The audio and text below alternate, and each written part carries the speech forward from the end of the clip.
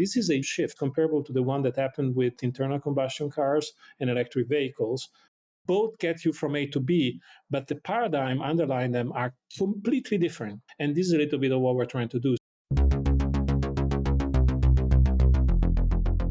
Hey, Rum, how was your weekend? Hey, Karl. Weekend was great. Very biotech, biology centric. How's that possible on the weekend? Biology is every day, every moment, every nanosecond in my world and in everyone's world, but some pay attention more than others. I pay attention all the time. Yeah. But yeah, like I mentioned last week in Brooklyn, we're reaching peak Brooklyn moments where I went to a fungi festival that was in a brewery, which was also a vertical farm and a co-working space. Yeah, that place is nuts. I can't wait to check it out. Yeah, Farm One. And it was packed. It was at 11 a.m. And there were probably 20 or 30 different vendors that created some type of fungi-related product, whether it was food, tinctures, or unique stationery, just all things mushroom related. They actually also had different mushrooms and a lot of educational materials. So it was a lot of fun. I really wish you came because I think you would be like, oh yeah, I learned that. Okay, that's cool. Or that's not cool. That's misdemeanors. Right. But it was really packed. Like I could only stay for a little bit because there's so many people there. And it was also a really good day. So a lot of people were just out and about. And I learned a lot. I learned a lot about fungi. What did you buy? I bought a cordyceps cookie.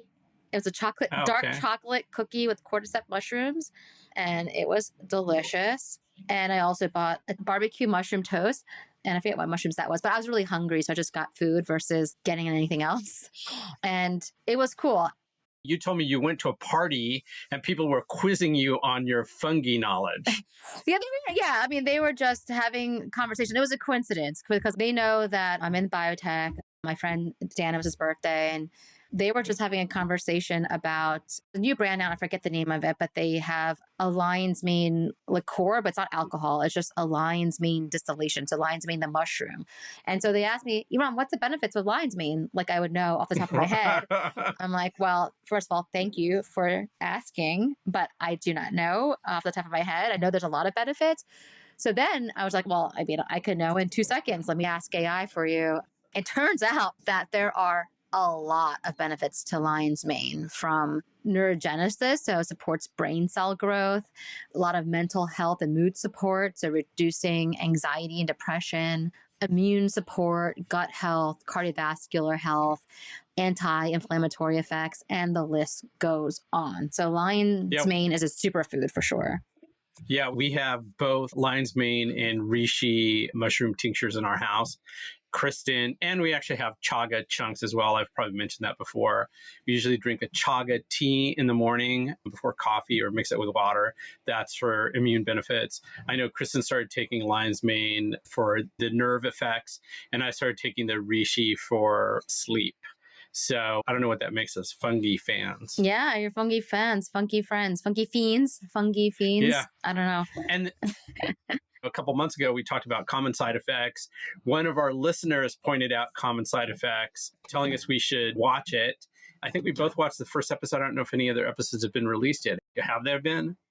Yeah, I watched the first few. I don't know if it's a drop or I just came late to the party in terms of when they release episodes. But yeah, common side effects. Mike Judge, I watched the first few episodes and wow. I mean, it relates because the main storyline is there's this guy who used to work at a pharma company, but he was always on the fringe in terms of finding unique plants or fungi that have medicinal benefits, and he found unique mushroom that was all healing. So as we're talking about lion's mane and having all of these unique health benefits, it started reminding me of common side effects. And I was like, this is really interesting because this guy discovers this mushroom, and then all of a sudden Big Pharma discovers that he finds out about it and tries to shut him down, tries to get him killed ultimately, because if there is a magic cure that's all healing for humans, it would put so much industry out of business.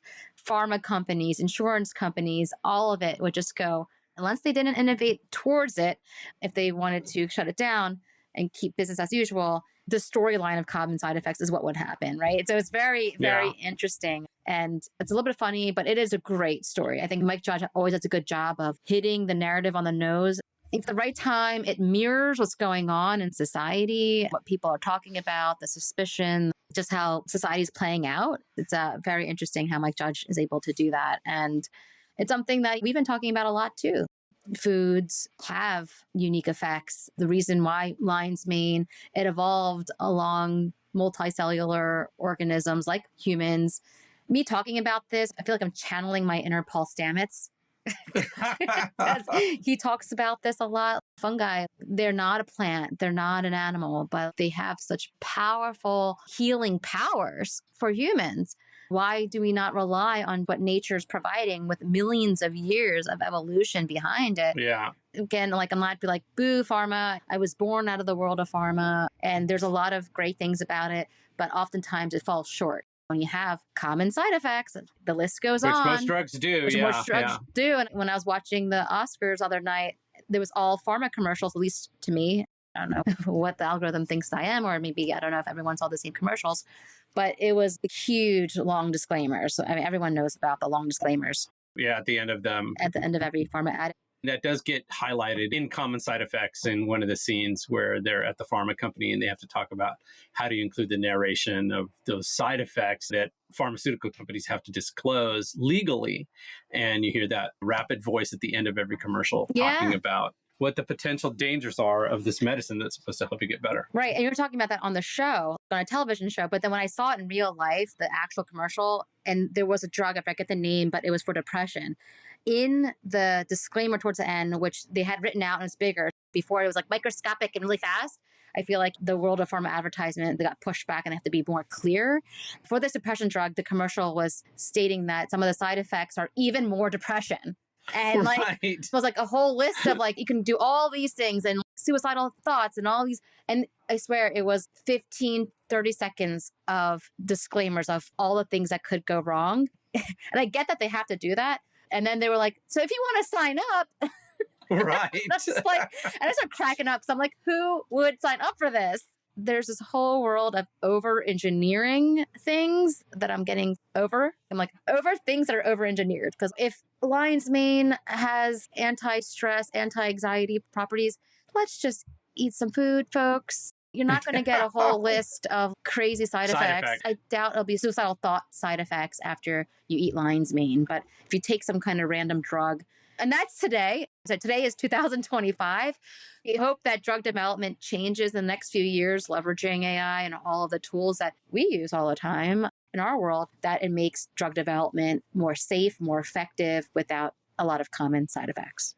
Yeah, so I think it's interesting to go from mushrooms and the power of biology to the power of AI, because that's something that's been very topical. And we've been internally at Messaging Lab using ChatGPT, using Claude, and using the different large language models and doing different kinds of biotech prompts and really seeing the different answers that we get. My answers turn out to be very different from yours because I think ChatGPT sees me writing a lot about biomanufacturing and using it as a thinking tool to just think about what the future is going to look like. You're absolutely right. We've been using different types of AI.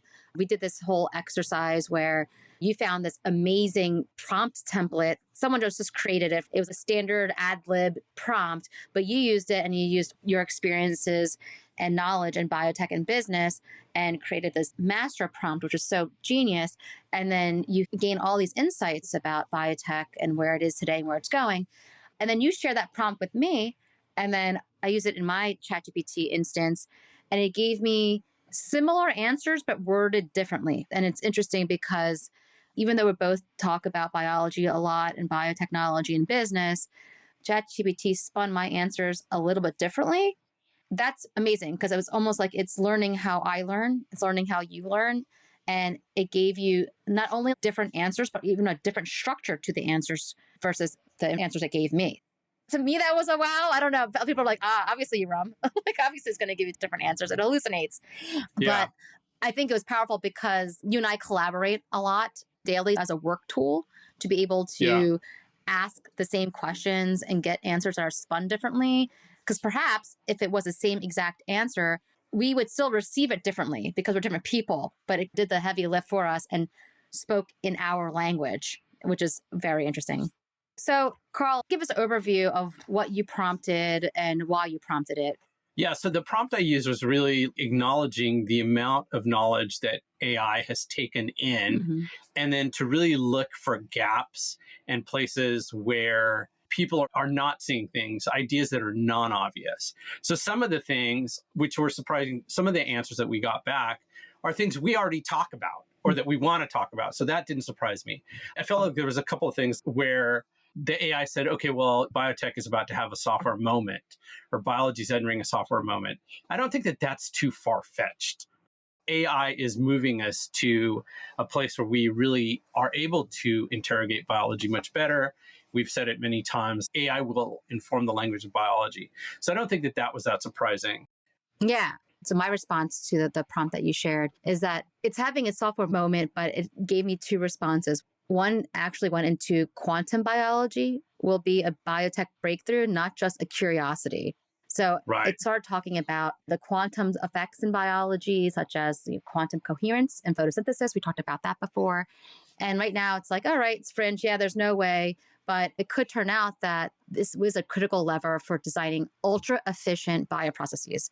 And we were trying to get more efficient, but quantum will be that unlock. And I really appreciated that it took that approach in terms of like, okay, software moment, yes, but it's this intersection between using new technology and how it can help create biological processes for commercial activity.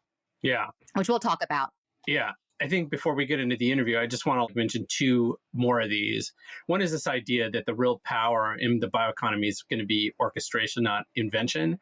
And I think this speaks to a lot of what we talk about in terms of like, hey, a lot of entrepreneurs are focused on their technology. And really, in a way, what matters isn't the technology, it's the narrative that's around the technology. And even more important is being able to orchestrate the business deal, being able to create these ecosystems, which is something that we do. We're creating these ecosystems of innovators, manufacturers, and large companies that are interested in buying these things. So that one, I think it just spoke directly to a lot of the work that I've been doing with AI and things that we talk about. I mean, these systems are listening to us. So it's taking our ideas. Yeah, of course. I mean, that's part of it. Biotech is about to become an infrastructure business. So the industry is still in its app mode. It has app in quotes. Oh, interesting. Yeah. So one-off biotech products like a new drug or a new material or a new therapeutic, but the real paradigm shift will come when biotech becomes infrastructure, microbial platforms running entire economies, programmable protein factories replacing supply chains, and biology as a backbone of global industry. That's a big one. There you go. Orchestrating ecosystems and the backbone of the global economy. Yeah. I'm here for it. Yeah. Okay, so then the third one is this idea that consumer biotech is going to leapfrog industrial biotech. And the idea is that the biggest impact that biotech is going to have is going to be in industrial scale applications, but the killer applications are going to be in consumer health, beauty, and personal bioenhancement, which we don't really talk about bioenhancement that much, but we do talk about a lot about consumer health and beauty and the impacts of it. And these are going to be everyday biotech items. We call it consumer biotech. My answer included personalized probiotics, longevity biohacking, DIY synthetic biology kits, biofabricated fashion, and precision nutrition. I hate to say it, that sounds like the Grow Everything podcast. Well, probably. And then I would say the DOIs and bio kits sounds like what our friend Josie Zahner was making, the Odin kits. So it sounds like that. And I will just comment, similar to that, the response I got was, we are not engineering biology. Biology is engineering us. There you go. Yeah. So every major biotech breakthrough from CRISPR to synthetic biology has been discovered rather than invented. Biology itself is an emergent intelligence that we are just beginning to understand. So instead of engineering biology, we should recognize that we are part of its long evolutionary experiment, and our role is to listen as much as it is to build. There you go. So I think all of those are the perfect introduction to our interview today, which is about biomanufacturing infrastructure. And the person who we're bringing on is Massimo Portincaso, who used to be at BCG and is now with Arsenale Bio, which is a biomanufacturing company that has a very interesting take on biomanufacturing. That's awesome. How did you meet Massimo? During the pandemic, we were introduced to each other and we ended up working together on this nature co-design piece that he produced along with a bunch of teammates at Boston Consulting Group. So if you read the report, which I highly recommend, at the end, you'll see that Messaging Lab was a contributor to the BCG Nature Co-Design report, which is still very relevant today. It's only a couple of years old. But I think with that, let's have Massimo tell us his story. All right, Massimo Portincaso, we are so happy to have you on the Grow Everything podcast. My pleasure. Looking forward to it. So you and I have known each other for a while, and you recently, probably about a year ago, you started a company called Arsenale BioYards. And you guys are focused on bridging this supply chain gap between bio-manufactured products and non-bio-manufactured products. And it's something like a $200 billion market, which is staggering. But outside of biopharmaceuticals, biomanufacturing has had a hard time. It's not seen as something that's economically viable. How is it that you guys are turning that practicality into a lucrative business? Because we're trying to emancipate ourselves from biopharma. I think this is, on the one side, a blessing because this has advanced the industry dramatically. Insulin produced this way, GLP-1 produced this way. But the curse of that comes with huge baggage. It comes with huge baggage, which is called regulatory on the one side, which can be overcome. But the other point is that one thing is to produce something that costs $5,000 or $10,000 per gram. And one thing is to produce something that should cost $5 per kilogram. And the big problem is that we've been trying to use the cost structure and the infrastructure of one to do the other. You don't need to be a rocket scientist to understand that this is probably not going to work from a cost point of view. And this is the point. So the way we're addressing this is we're trying and we're working to emancipate ourselves. Concretely, what does it mean? It means that we are completely shifting 180 the approach that we're taking to it. You need to go deep because you need to understand that in pharma, all of the value is created in the lab. If you manage to get a molecule in the lab, you have won the lottery, basically, because then producing it becomes almost a nuisance. You need to do it, but the value is created by the molecule. GLP-1 is a perfect example of that. Therefore, everything that comes after, I wouldn't say is seen as an afterthought because people and pharma companies are putting a lot of emphasis in getting the manufacturing right. But as I said, something costs $5,000 per gram and you manage to bring it down to $4,500, you still haven't solved the problem that we're addressing here. And why is this so important? This is important because if you are focused on the lab, you can neglect one of the main characteristics of biology, which is context dependency. Meaning that biology really is context dependent. And if you have something that works in the lab, doesn't tell you anything about how this is going to behave in industrial conditions, which is okay if you're creating the value in the lab. But it's a big problem if your value is created at the industrial scale, because this is where you produce the quantities that are needed. And the price that you generate is what is going to determine your success. What we're doing with Arsenale is basically we are inverting this. We are acknowledging the context dependency of biology. And instead of trying to bring the lab condition to industrial scale, which is what is happening today, we're inverting this 180 and we're bringing the industrial condition in the lab and not the other way around.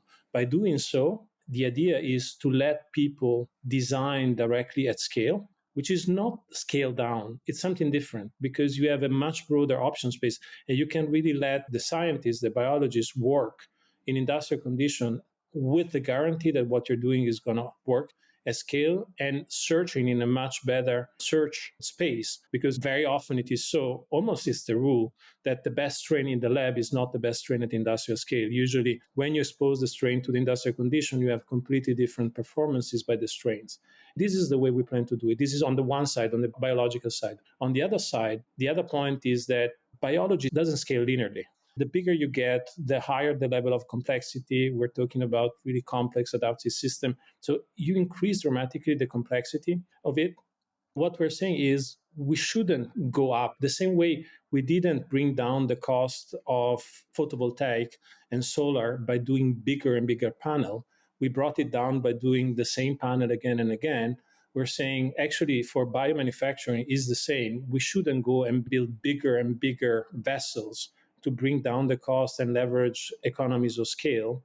which are very, very much driven by the petrochemical world. If you build a refinery, the bigger the refinery, the better your cost structure. But in biology, it doesn't work this way. And we think that the right way to scale is to scale out and not scale up. By doing so, you can basically utilize standardization, modularization, and all of those things that allow you to bring down the cost on the CapEx and OpEx side of things dramatically down. So we improve the performance on the biological side by bringing the industrial condition in the lab, and we massively improve the industrial condition and the cost structure by scaling out instead of scaling up. And the combination of those two, we believe, is going to allow us to bring down the cost by one order of magnitude. That is what is needed by this industry to become economically viable ultimately. So this is, in a long nutshell. The only thing that I will add, and it's an important addition, is that the two things are really deeply correlated and intertwined. Why? Because if you don't bring the industrial condition to the lab, then every time that you scale something, you're going to build a bespoke plant, as it is the case today. So we literally build plants around a specific molecule, a specific process. This means that every plant is bespoke. You have zero standardization. You have huge engineering costs. The time to build the stuff is really, really, really long.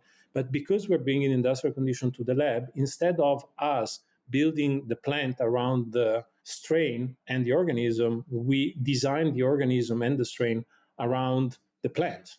And this allows us to really and truly standardize, because otherwise, if you don't do this, everybody's talking about standardization, but if you don't do this, it becomes very, very difficult. You can standardize, but I wouldn't say at the superficial level, but there is a limited amount of standardization you can do because you are forced to be bespoke by the way you're bringing things to technological scale. Yeah, wow, that's incredible. Spoken like a true consultant too, which sounds like you really looked at all the economics and the business structuring. I'm a recovering management consultant. Yeah. I want to kind of dig into that. And I definitely want to go into more use cases and the next steps for Arsenale. But you spent a significant part of your career at BCG before coming into this world of biomanufacturing with Arsenale. So what motivated this transition from consulting to founding a hardware, software, biomanufacturing platform? The founder of BCG, which is the company where I spent a big chunk of my life, more than 20 years, the founder, Bruce Anderson, founded BCG with 48. And I always had this idea that before 48, I really wanted to decide what I want to do as a grown-up. Having been exposed and working on the reports, for instance, like the one I work with Karl on nature co-design, I realized the potential about what is happening. I decided I wanted that future to make it happen. To be sincere, when I left BCG, I naively thought that the industry was there. It was just a matter of happening, and I could ride the wave. After leaving, I co-founded a company, Officina Bio, that Karl knows well.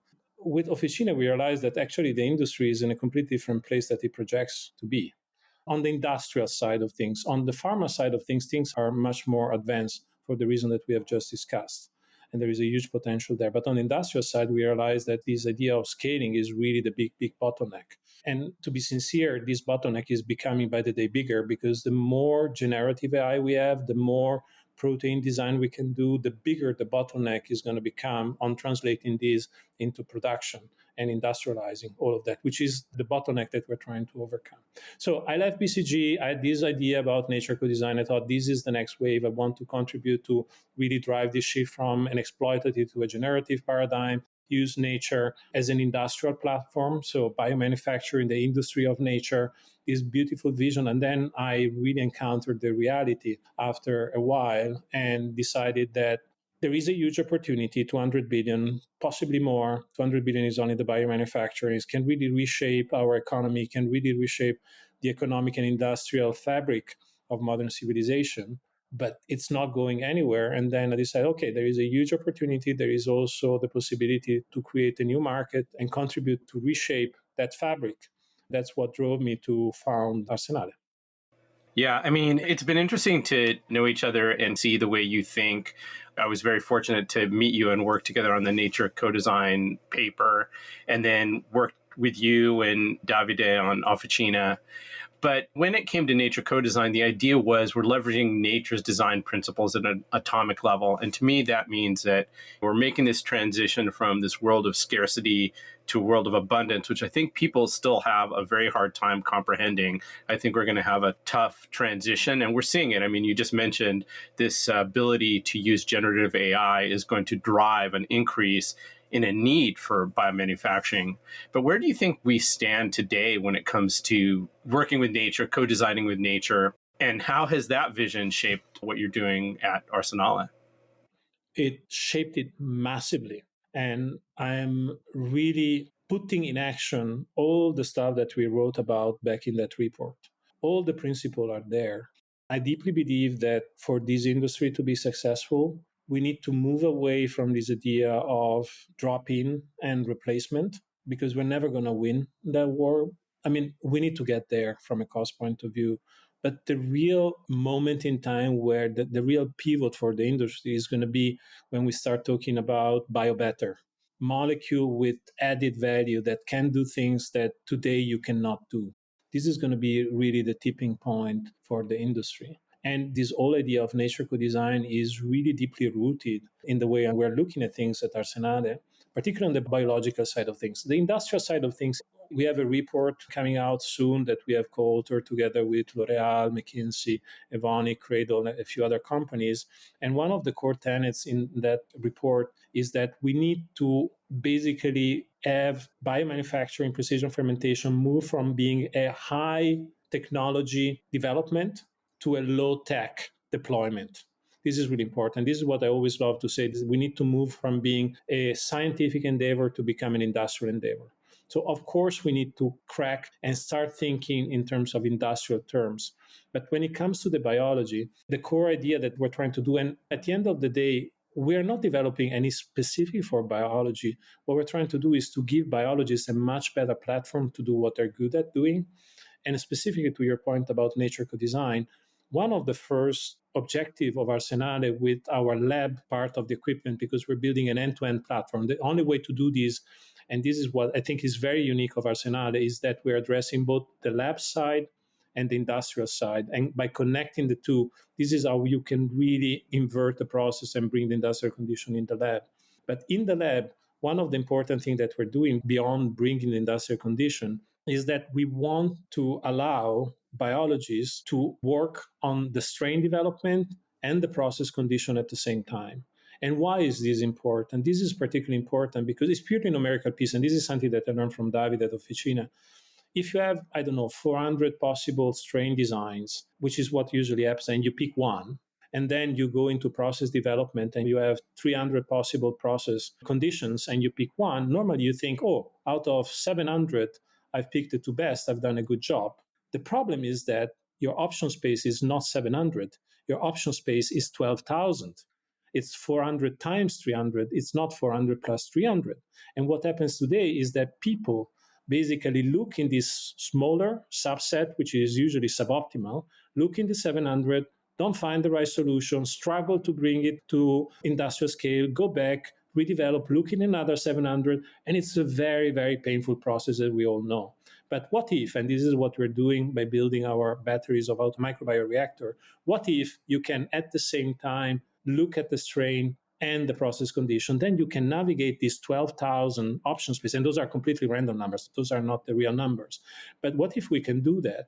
Then we can navigate these 12,000. And the nature co-design part is about navigating proficiently this option space, because within those 12,000 possible solutions, nature has found a couple that are way superior to anything else that we can develop. So it's about finding the solution and really co-designing with nature. So this is not about adaptive evolution. This is about navigating the space which is already there and finding this space and find the solution that nature has already found and make it available and then industrially scalable. This is the essence, ultimately, of what nature co-design is and what Arsenal is trying to do. So giving the biologists the possibility to do this. And imagine you can navigate this 12,000 option space instead of 700, and you have the guarantee that what you find is going to scale industrially. This is a big, big, big change compared to how things happen today. That was very well said, very poetic. I love the part where you're saying giving nature biology a better platform to do its thing rather than shoehorning the E. coli and really forcing it to produce, which is a problem. You're not necessarily getting the yields that maybe another bug or another process will allow you to do. So you pinpointed some bottlenecks in biomanufacturing, and we want to know what are the challenges facing companies looking to manufacture with biology? Very specific things. And I know you mentioned a few of them, but on the flip side, what are the opportunities?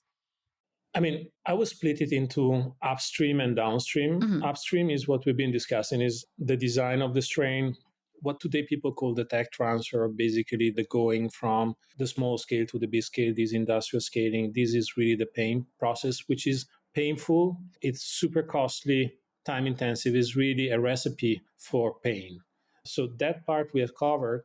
But I think the forgotten half of biomanufacturing is the whole DSP side of things that usually comes down and is super intertwined with what happens on the upstream side, because you can improve dramatically tighter. But if what you get is not clean and then your recovery rate goes down, then all the increase that you got in the titer go down. And this is where 30-40% for certain product is 60-70-80% of the cost is generated is on the DSP side of things. And it's almost forgotten. And it's determined upstream, but it's incurred downstream. Then building that bridge is another very important point. And this is why at Arsenale, we're really trying to embed the DSP side of things in the early phases so that we design and develop processes that then are also working from a DSP side. It's something that I learned from our CSO, Gordana. She has 25 years of experience in the space. She was leading R&D for Perfect Day, and she keeps hammering, say, DSP is important. We need to think about it early on. We need to think people don't think about it, because if you consider all of these as scientific endeavor, DSP is almost a nuisance. Say, okay, it's an industrial thing that we need to do to extract this molecule. But I'm generalizing. Of course, there are scientists that are considering this, but the mindset is very much this. But this is what is going to really make you profitable or not. You better consider it from the get-go. Yeah, I mean, just as a reminder for our listeners who don't know, DSP means downstream processing, and it's everything that happens after you grow your bug and it's producing your product and you have to purify your product out. I find it fascinating that you're saying that downstream actually is 60 to 80% of cost. In certain instances, usually is more in the 30 to 40, but it's a significant amount of cost. And also thinking in terms of OPEX, what are the operating costs of all of these is really, really something that is particularly important when it comes to all of these. Yeah. I want to just bring this back. One of the things that really stood out to me in the Nature Co-Design report that I always took with me is this idea that CapEx and OpEx end up shifting when we're talking about biology. And CapEx ends up being strain design, whereas OpEx ends up being everything else. Is that still the case, or has your thinking on that shifted? No, it has not shifted at all. And actually, I'm building a company around that. As we said in the report, in biology, you have two CapEx. You have the CapEx steel, and you have the CapEx, your organism, your chassis. Those are the two key determinants of your cost that you need to master, but you need to master both. It's really a complex equation that you need to optimize for. You have yield, titer, rate on the one side, and on the other side, you have CapEx, OpEx, and time. Time is a very important piece because let's not forget, even if we look at one of the most successful examples that we have in this space, and I'm lucky to have the person who built the factory to do that in the team, which is the BDO example of Genomatica, of Geno, that is produced by Novamont. It's one of the few instances where we are producing something with synthetic biology that costs 3 to 4 euro per kilogram and making money with it. They took 7 years, or I think 6 years, to go something in the 20s, 30s to 140, 150 gram per liter. But it took them 7 years to get there. You can imagine how the IRR, the internal rate of return of such an endeavor is. You cannot take 7 years to develop a molecule, which is standard. It's okay if the reward after that are billions because you have pharma, you have the clinical trials, and you can take the time to do that. But in an industrial world, this is not conceivable at all. It's really not conceivable.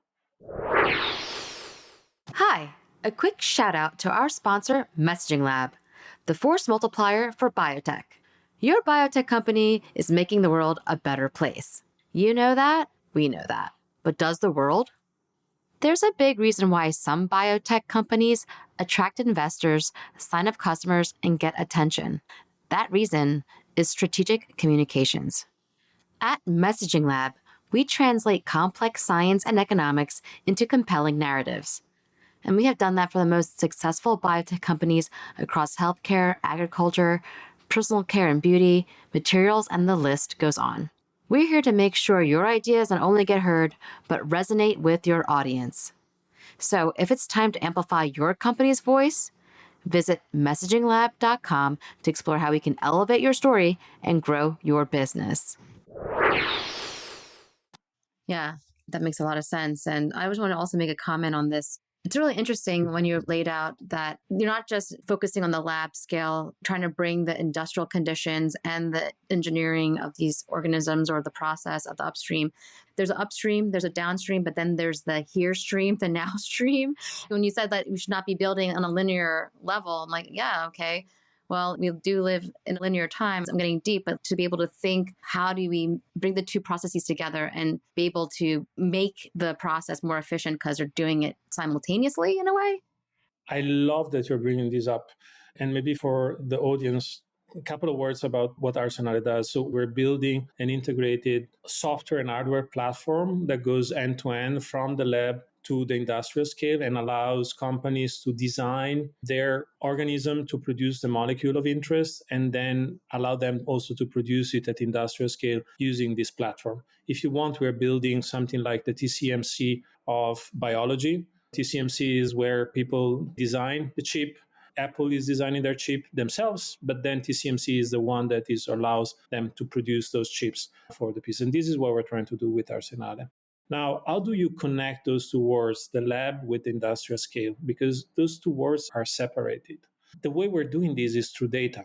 Data is what allows us to connect those two worlds, and data is what allows us also to bring the industrial condition in the lab. The problem is, and this is something that I learned the hard way with Officina, is that the cost and the frequency of data in the lab is relatively high, and the price, it's okay. It's still high, very high, because the moment you go with the standard 250 milliliter fermentation can cost you up to €3,000, 250 milliliter fermentation. So, of course, people are not exploring the option space. It's way too expensive. And you don't have the data because you don't have the possibility to recreate the industrial condition in the lab through that. This is what we're doing. So we're basically taking the data and we're building data generating machine at the lab level, at the industrial level, because a 50,000 liter run is going to cost you more than 100,000. You don't want to run 100,000 liter runs to generate data. It's way too expensive, the data point. So we really need to change these. We need to think of all of these biological endeavor, all of these industrial endeavor as a data play in the very first place. And we need to dramatically increase the data availability, both at the lab scale, at the industrial scale, to be able to turn this into a data play. This is the only way to bring down the cost and to sync the two worlds. Otherwise, those two worlds are going to be always separated. We can do this, and everybody's talking about AI. We're using a lot of AI to design the proteins, but because we have a lot of data, you can do high throughput screening, you can do all of those things, and you can generate those data. As of today, you cannot do high throughput fermentation. That's what we're trying to build. We're trying to build the machines to allow people to do high throughput fermentation. We're building the big bioreactor with sensing capabilities that are unprecedented, order of magnitudes higher than what is available today, and really understand what is happening in these processes and use the power of AI that is now available to overcome those bridges and connect those two worlds and being able to predict. Very important to predict, because we are not simulating biology. We are still too far away from doing that. But we can predict, we can replicate, not simulate. We can replicate the condition in the lab, see how the organism reacts. And this is part of the nature co-design. So it's nature telling us what is going on. And then we use AI to recombine those things and predict how this is going to happen at industrial scale. This is basically turning all of this industrial biomanufacturing into a data play ultimately. I love that you're saying that, because it's something that Erum and I talk about, and we have these conversations with people where we see the impact that AI is having on protein design. And when we talk about pharma, we see that the places that are not being talked about where AI can have the biggest impact are things like bioprocessing, clinical trial design, patient identification. And there's people working on that, but it's not top of mind. But when it comes to industrial biotech, knowing that you guys are focused on that really makes me happy, because I do think that there's a humongous opportunity for optimizing, which is very clear that that's what Arsenale is doing. Totally. I jokingly say that basically what we're not building bioreactor. We're trying to build highly efficient data generating machines.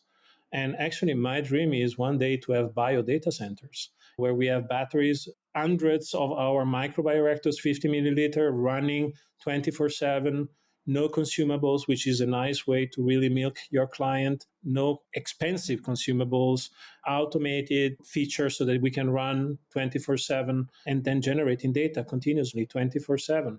By doing so, then we're going to really map this option space very well and then develop the algorithms to understand what is happening and project these to industrial scale and turn all of these. And I think this is a characteristic of Arsenale because we are really inverting the paradigm here as well. As you can tell, I love to go first principle and really try to go to the root causes of things. But also in this case, what was driving us from the get-go was a software first approach. Normally what happens is that people develop the hardware and then overlay these with the software layer.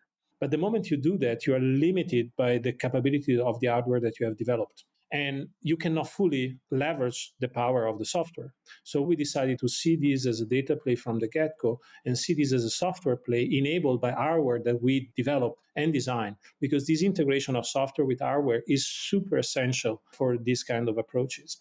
We have determined from the software point of view, those are the data that we need. And then we build the micro bioreactor and the macro bioreactors to generate those data to be able to have the algorithm work across the two scales and develop those things. And this is a huge shift.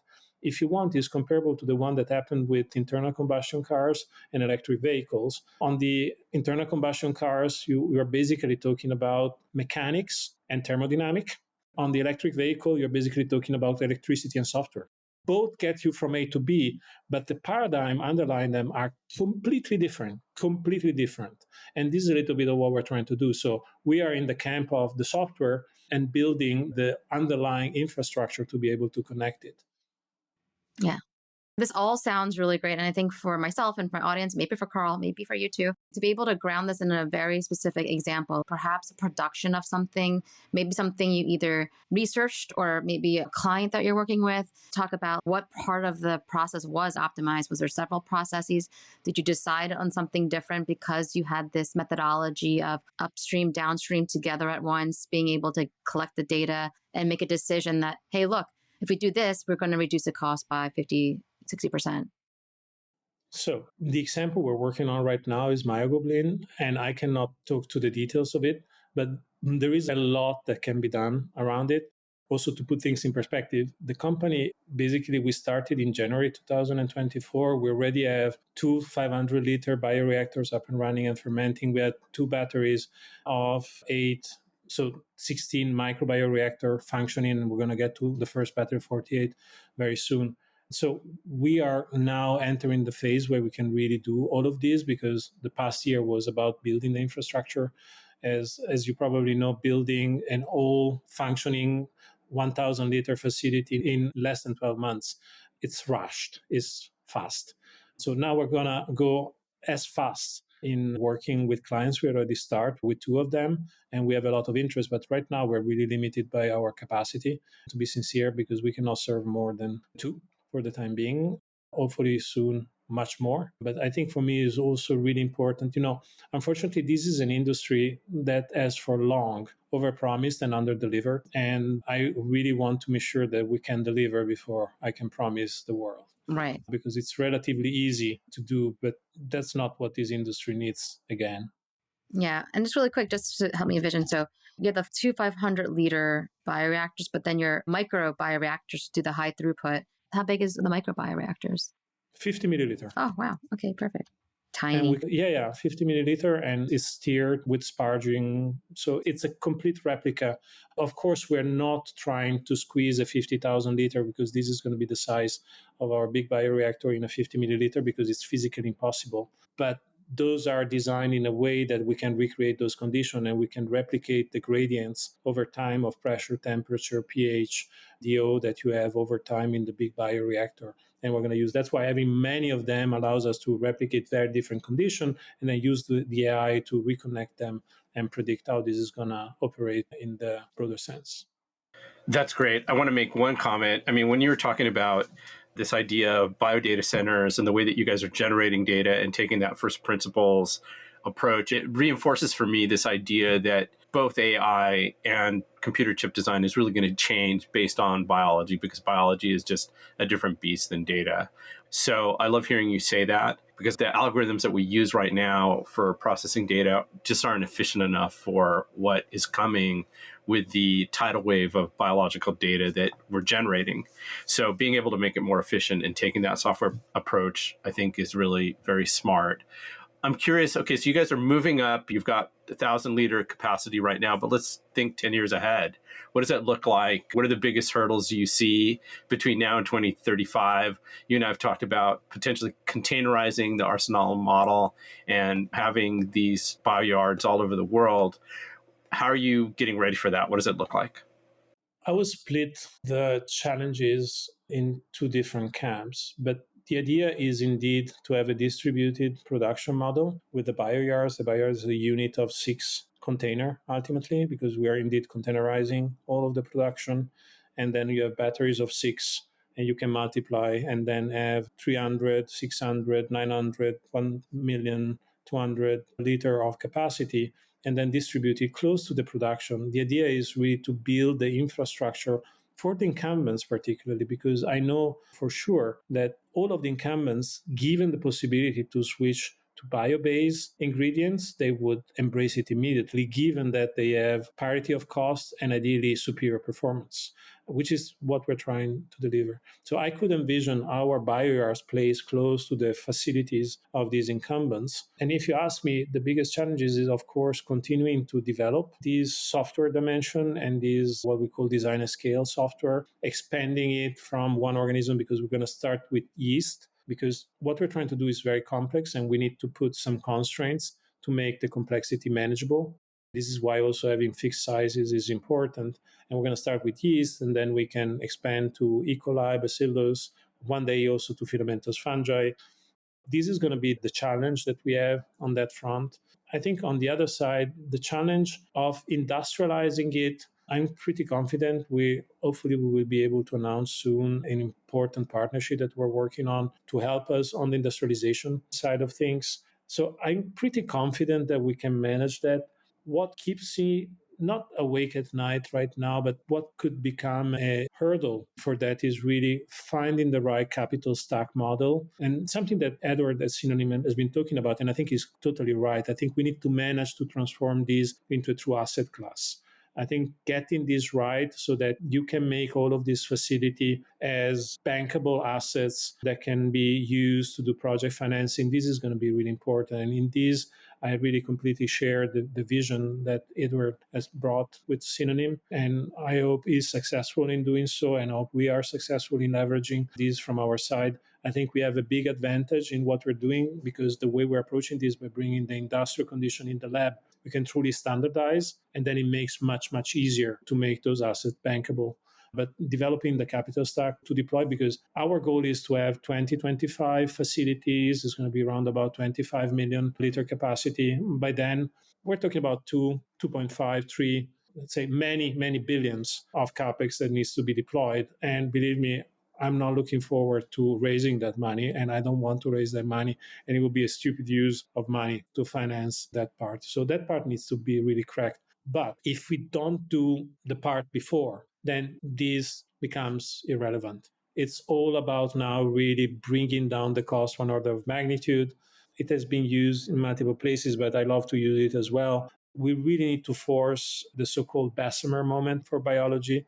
In 1856, steel was a known product as it is industrial biotech today, but it was not used because it was way too expensive, as it is with industrial biotech today. And then Bessemer came, and it didn't change the product, it changed the process and brought down the cost from £40 per ton to £6 per ton, just by changing the process. And all of a sudden, steel was the product of the Industrial Revolution. And it is what led to the Torre Eiffel, to the railways, to Pittsburgh, and all of those things. We need something like this. We need to go from the hundreds in the tens per kilogram to become available. And then a new market is going to happen. And if you look at the numbers that McKinsey's put together for this report that we're going to just be publishing, it's more than 1 trillion. I don't want to say it's 1 trillion point two is 800 billion. It's irrelevant. It's a huge, huge, huge market that is going to completely change and reshape the nature of our economic and industrial fabric. I deeply believe that. And this is what Arsenal is working to make possible. Amazing. Yeah. We hear you. We are on the same page. This is what we want you to succeed, so we all succeed. That's incredible. But you're talking about a company that's very complex. It's biology, it's industrial processes, machine learning, it sounds like, software, hardware. What type of people are you surrounded by now? Who are you looking for? It's a huge endeavor, so we'd love to hear how you're starting off. Yeah. First of all, I'm looking for crazy people. And yeah. I'm serious when I say that. Well, my personal motto is that normal is dangerous. I really like people with a spike, but I like people that have a so-called T-shape, so that people that can operate horizontally in a deep vertical expertise, but can connect the dot horizontally. This is really important. And also the way we are structuring the company is quite different, because if you default to the classical way with the classical org charts and then the different verticals, you're never going to be able to bridge this. So at this point in time, and for the foreseeable future, as long as I'm around, you will never see an org chart of Arsenale. We don't have one. There is not an org chart. And basically our org chart are 4 circles. It's a Venn diagram overlapping in the middle. And then everybody has their accountability. And those 4 dimensions are biology, engineering, data, sensing, and actuation. And those are the 4 domains that we need to bring together. And then depending on what we're doing, you need to pull together all the different project capabilities to be able to succeed in what you're doing. And this should be the mindset. It's always what is needed. Those are the 4 domains that we have. How can we combine them together to achieve what we're trying to do? And then there are going to be different people driving these with different expertise, but you know that you can tap into these, and your realm is not you are in this vertical and you can work with these people. Your space is all of those 4 domains, and you can pick the people to be able to do that. The kind of people that I'm looking at are really people that are willing to challenge the status quo, that are open to look at things in a different way. One way of also bringing down the cost is doing the same things but coming from a different angle. So what if instead of looking at biopharma as something coming from the pharma world, I start looking at it with the food angle and apply the technologies that are coming from that space, where you have a completely different cost structure and you have a completely different kind of approach. It's not very different from what Elon Musk did when he worked on SpaceX. He was not looking at the aerospace industry as his reference point to bring down the cost. He was constantly looking at the automotive space to bring down the cost. And if you look, his rockets are partially done out of plain steel. It's the cheapest way of doing this, in different consideration into that. But this is the way that we need to look at it radically. Okay, this is not because this is done this way that we need to continue doing this. And you need a certain kind of people, because going back to the person that built the plant for Novamont that is working now with us, that I managed to bring back from retirement. And you would be amazed to see which level of energy and openness is approaching all of these and seeing this as a challenge, not coming in saying, that's the way I've been doing this and that's why we need to do it, rather than that's how we did it, but how could we do it differently, leveraging that expertise and doing it in a different way. Really, I think the art here is understanding what is good of the old thing that you should keep and what should you change and innovate about. But you need very different kind of people to do that. It's just that I love to say, if people look a normal environment at Arsenale, they're in the wrong place. We're all a little bit crazy.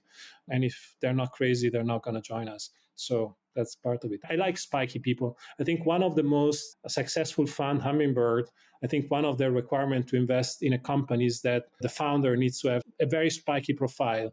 I think there is some truth into that. Oh, yeah. I like spiky people too. Yep. I have several people that come to mind when I think of spiky people. And they're very interesting. So some amazing rabbit holes that we have gone down for sure. Yeah, Massimo, as we close this out, you mentioned Hummingbird as a fund. I know you left BCG, initially started a fund, helped build Ficina, and you continue to advise funds. I mean, what kind of advice do you have for anybody who's thinking about biomanufacturing? See it as an industrial endeavor, not a scientific. Mostly people doing it are PhDs in biology or postdoc in biology. Don't think this is an extension of your academic career. This is an industrial endeavor and it's damn hard. It's damn hard. Start with the end in mind. To give you an idea how I literally mean it is instead of starting in a fancy lab somewhere in a nice city, we have now literally built two labs, an analytical lab and microbiology lab in the middle of a factory. There was an empty space where usually the forklift was moving around and so on, and we took over the space and we built two labs in the middle of the factory. This is the kind of attitude that you need to have if you want to be successful, I think. Look at Solugen, the way they approached it, the way they started. It was really, really hands-on and really pragmatic, industrial view of things. And I think this is the way to be successful. Having a great strain that does great stuff in the lab is not going to bring you anywhere. And there are so many companies that have been built on that. Start with the end in mind. Don't forget DSP, by the way. That's another one that's quite important. DSP, baby. Yeah, absolutely. That's really cool. Where's your manufacturing plant? Where is that located? In Pordenone, it's 45 minutes north of Venice. It's between Veneto and Friuli. It's a very nice area. And I was surprised, but we've been able to attract great talent there. I mean, I'll go. That sounds great. But to Italy sounds great. We even have people moving from San Francisco to Pordenone. It's probably more affordable. Definitely. Yeah, amazing. Well, Massimo, it's always a pleasure to chat with you. This has been such an enlightening conversation. Would love to have you back in a couple months or next year to just hear about your progress. We'll make sure that we put contact information in the show notes. Thank you again so much for taking the time. We really appreciate it. Always a pleasure to chat with you. Thanks so much.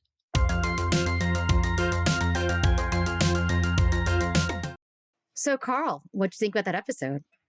Massimo is such a deep thinker. He had a lot of one-liners that I thought were so great. For example, this idea that bio doesn't scale linearly, and just because you have a bigger refinery doesn't mean you're necessarily going to reduce the cost of a product. Yes.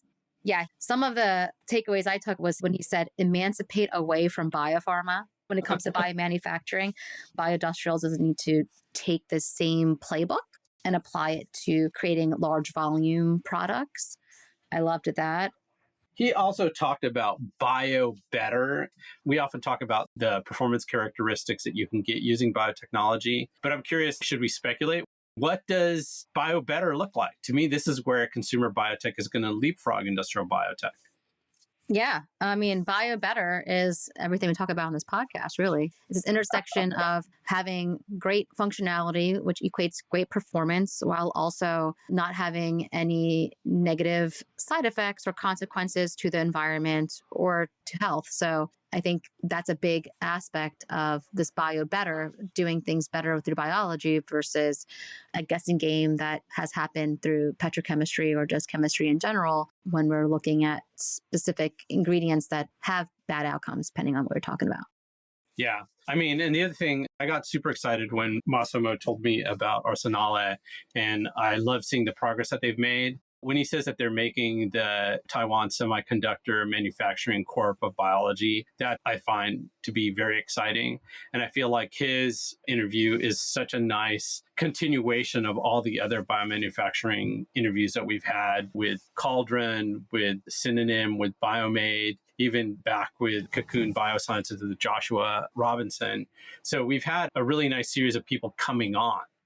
Yeah, he's right in the middle of it. And we have some amazing guests coming up soon. But I will say a couple more things that stood out from Massimo. He's talked about the context dependency of biology. And I think that goes to what you mentioned earlier. To design biology at the scale that bioindustrials is looking for, you need to have that in mind in the beginning. He talked about the downstream process.